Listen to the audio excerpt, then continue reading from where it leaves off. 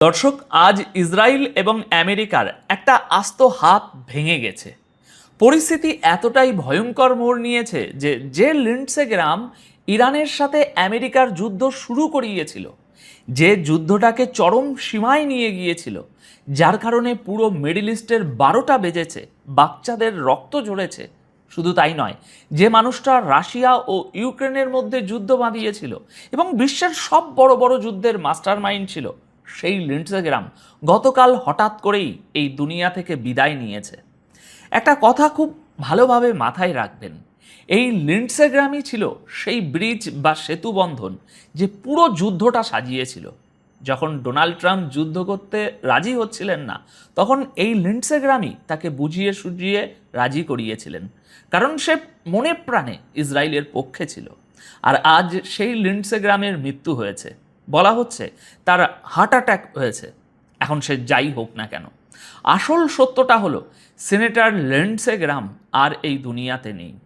একটু কল্পনা করে দেখুন তো দর্শক, এই তো সেদিন যখন যুদ্ধবিরতি হলো, তখন এই লিন্ডসে গ্রাহামই দাবি তুলেছিল যে ইরানের উপর পরমাণু বোমা মারা হোক। সে বলেছিল, মেরে ফেলে ওদের, কিচ্ছু হবে না।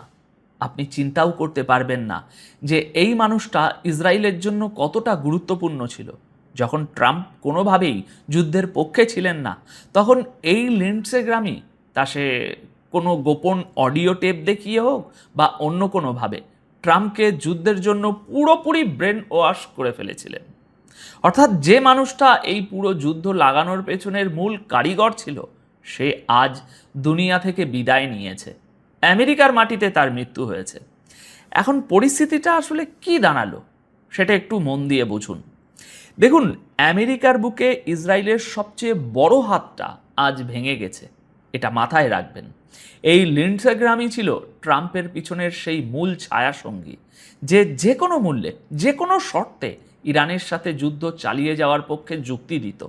সে সবসময় বলতো, ইরান হলো শয়তানের আস্তানা, ইরান যতদিন থাকবে ইসরায়েল ততদিন শান্তিতে ঘুমাতে পারবে না।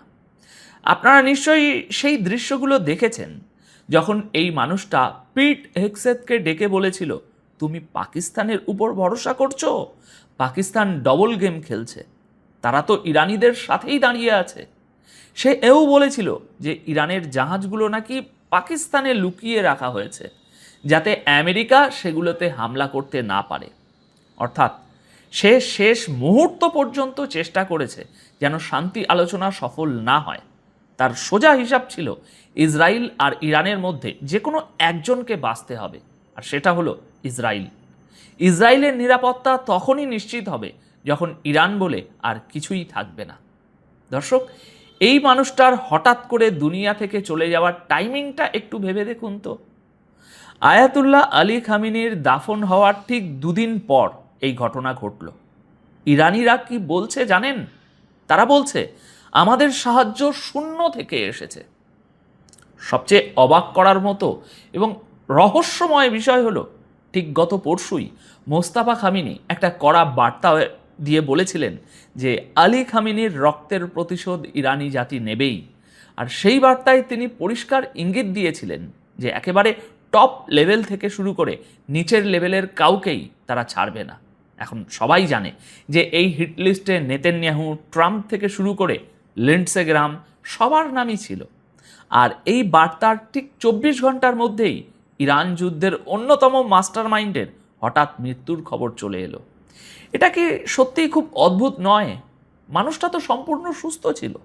এই তো সেদিন সে ইসরায়েলে ঘুরে এলো, ট্রাম্পকে যুদ্ধের জন্য রাজি করাচ্ছিল। গত পরশু রাতে ইরানের উপর যে হামলাগুলো হলো, তার পেছনেও এই মানুষটার হাত ছিল। ইসরায়েলের স্বার্থে আমেরিকা এবং ইরানের যুদ্ধ চালিয়ে যাওয়ার ক্ষেত্রে এই মানুষটার গুরুত্ব কতটা ছিল তা আপনারা একটু ভাবলেই বুঝবেন। যে পাকিস্তান যখন মধ্যস্থতাকারী হিসাবে কাজ শুরু করলো, তখন তার কাছে পাকিস্তানও শত্রু হয়ে গিয়েছিল। লিন্ডসে গ্রাহামের এই মৃত্যুকে কোনো সাধারণ ঘটনা ভাবার কোনো কারণ নেই। ট্রাম্প নিজে বলেছিলেন, সে শুধু আমার সেরা বন্ধুই নয়, আমার পূর্ণ সমর্থন তার উপর আছে এবং আমার সব গুরুত্বপূর্ণ সিদ্ধান্তে সে সবসময় আমার সাথে লড়ে যায়।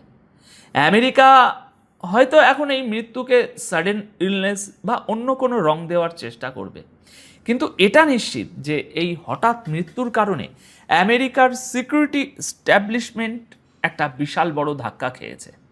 2 দিন আগে মোস্তাফা খামেনি তার বাবার জানাজা শেষ করলেন, গত পরশু তিনি প্রতিশোধের বার্তা দিলেন, আর গতকাল এই খবর এলো। সত্যি বলতে কি এটা এমন একটা সমীকরণ যা সাধারণ হিসেবে মেলানো যাচ্ছে না। দর্শক, আপনারা কি জানেন রাশিয়া নিয়ে এই লিন্ডসে গ্রাহাম কি বলতো? রাশিয়ার উপর আজ যত নিষেধাজ্ঞা দেখছেন, রাশিয়ার তেল বিক্রি বন্ধ করা থেকে শুরু করে ভারতকে রাশিয়ার তেল কিনতে বাধা দেওয়া, সব কিছুর পিছনে এই মানুষটার হাত ছিল। রাশিয়া ইউক্রেন যুদ্ধের পিছনেও তারই হাত ছিল। আর এই তো কদিন আগেই সে ইউক্রেন থেকে ঘুরে এসেছে। এমনকি ট্রাম্প যখন ট্যারিফ নিয়ে যে নাটকটা করছিল, তার পেছনেও এই লিন্ডসে গ্রাহামেরই বুদ্ধি ছিল। যখনই ট্রাম্প ভাবতেন আচ্ছা থাকুক, পরিস্থিতি একটু স্বাভাবিক করা যাক, তখনই এই মানুষটা মাঝখানে এসে বলতো না না না, এটা করা যাবে না, আরও কড়া হতে হবে। উত্তর কোরিয়ার উপর তো সে হামলা করার জন্য এক পায়ে খাড়া ছিল। সে বারবার বলতো উত্তর কোরিয়ার উপর প্রচণ্ড অর্থনৈতিক চাপ সৃষ্টি করে তাদের নিউক্লিয়ার অস্ত্র কেড়ে নিতে হবে। এই লিন্ডসে গ্রাহাম বারবার বলেছে যে আমেরিকার যদি পুরো দুনিয়ার সাথেও যুদ্ধ করতে হয়, তবু ন্যাটোকে মাঝখানে এনে হলেও ইরানকে নিউক্লিয়ার শক্তি হতে দেওয়া যাবে না। সম্প্রতি যে যুদ্ধবিরতিটা হয়েছিল তারও চরম বিরোধিতা করেছিল সে সোজা ট্রাম্পকে বলে দিয়েছিল তুমি ইসরায়েলকে বেচে দিয়েছ, ইরানের কাছে ইসরায়েলকে আত্মসমর্পণ করিয়ে দিয়েছ, এটা কিছুতেই মেনে নেওয়া যায় না। এরপর সে নেতানিয়াহুর কাছে ছুটে গিয়ে বলেছিল আমেরিকা হামলা করুক বা না করুক, তুমি আক্রমণ করে দাও। আর আজ দেখুন, আজ ইসরায়েলের ভিতরে রীতিমতো মাতম চলছে, হাহাকার পড়ে গেছে। তারা কোনোভাবেই এই খবরটা হজম করতে পারছে না।